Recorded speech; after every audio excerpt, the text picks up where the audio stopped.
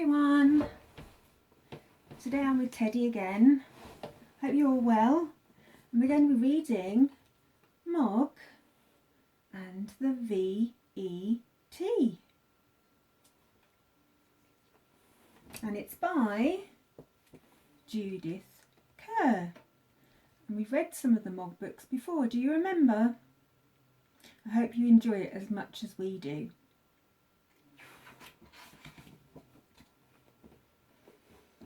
Let's move you there a minute, Teddy.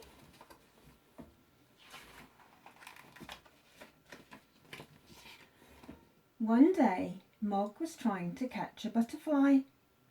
She jumped high in the air. She jumped and jumped. Suddenly, something happened to her paw. It was very sore.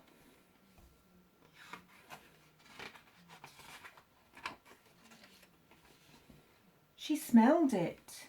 It was sore. Then she licked it, but it was still sore.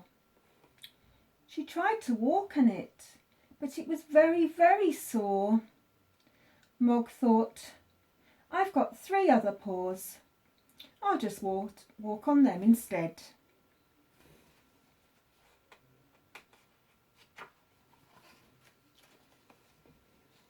What's the matter with Mog? Said Nicky. Debbie said, I think she's got a sore paw. Poor Mog, said Mr. Thomas, let me see. But Mog wouldn't let anyone see her paw. It was too sore. Oh dear, said Mrs. Thomas. If it's no better tomorrow, she'll have to go to the V.E.T. She said V.E.T. instead of vet so that Mog wouldn't understand. Mog hated going to the vet, but Mrs. Thomas thought she probably couldn't spell. That evening, Mog didn't want to eat her supper because her paw was too sore. It was so sore that she couldn't sleep. In the morning, she didn't eat her breakfast. She just lay on the floor feeling sad. Suddenly, she was not on the floor anymore. Mrs. Thomas had picked her up. Mog thought, what's happening? It's rude to pick me up without asking me first.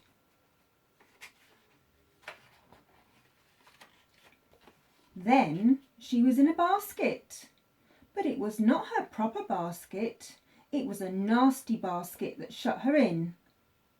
Mog didn't like that basket. She meowed a big meow. Meow! Debbie said, it's all right, Mog. We're taking you to have your paw made better. But Mog just wanted to get out of the basket. Meow! Then they were in the car. It made a big noise and all the houses and trees and people rushed past outside. Mog knew that that was not right. She meowed and meowed. Meow, meow, meow. At last the houses stopped rushing past and suddenly Mog was in a room. It was a room with lots of other animals. Mog thought, I knew it, I knew it. This is the place I hate. And she meowed more than ever. Meow, meow, meow, meow. The other animals were sitting quietly with their people. They were surprised to hear Mog make so much noise. It's all right, Mog, said Debbie. It's all right, Mog, said Nicky. It's all right, Puss, said the nurse. But Mog wouldn't stop meowing. Meow, meow, meow. After a while, the other animals thought perhaps Mog knew something they didn't. And the dogs began to bark. Woof, woof, woof, woof, woof, woof, woof. And the parrot began to squawk. Wah! Even the hamster said, eep, eep, eep, eep. They made so much noise that the vet came to see what was happening. Oh, it's Mog, said the vet. I thought it might be. Perhaps I'd better see her first. Mog suddenly thought she liked the shut-in basket after all. The vet tried to look at her, but it was very difficult. "Perhaps this way will be easier," said the vet. "There," said the vet at last. "Now let's have a look at that paw." He did something very quickly, and then he said, "All done." She had a nasty thorn in her paw, and look, here it is. Now I'll just give her a little pill and... "Ow!" said the vet. "Oh, Mog," said Debbie. "I'm so sorry," said Mrs. Thomas. "Watch out for that cat," shouted the vet. "Quick, catch it," shouted the nurse. "I'll catch it," thought a big dog, "and I'll catch it too," thought a little dog. "But I'll catch it first," thought a third dog. "Heel, sit, stay, come back," shouted the dogs' people. But the dogs took no notice. "They're all going wild," shouted the nurse. The hamster got mixed up in the wild rush. The vet got mixed up in it too. Can you see Mog?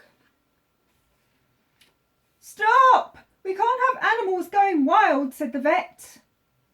The dogs' people all shouted, "Heel, sit, stay, and come back," again and again. After a while, the dogs stopped. "Come on, Mog," said Nicky.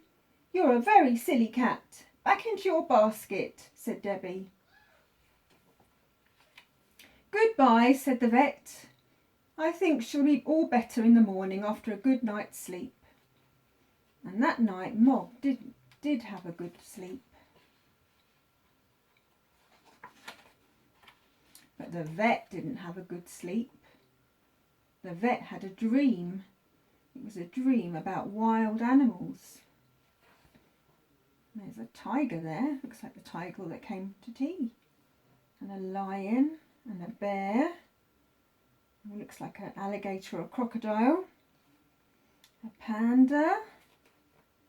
Perhaps a cheetah or a fox. A koala and two koalas.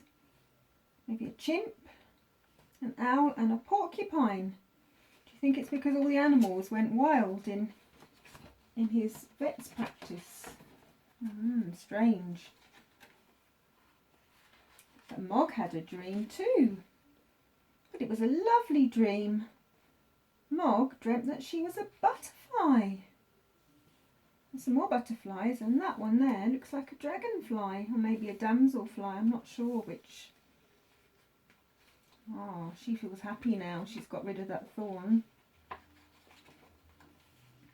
And in the morning, her paw was no longer sore. It wasn't sore when she licked it. It was not sore when she walked on it. It was not sore when she jumped up high.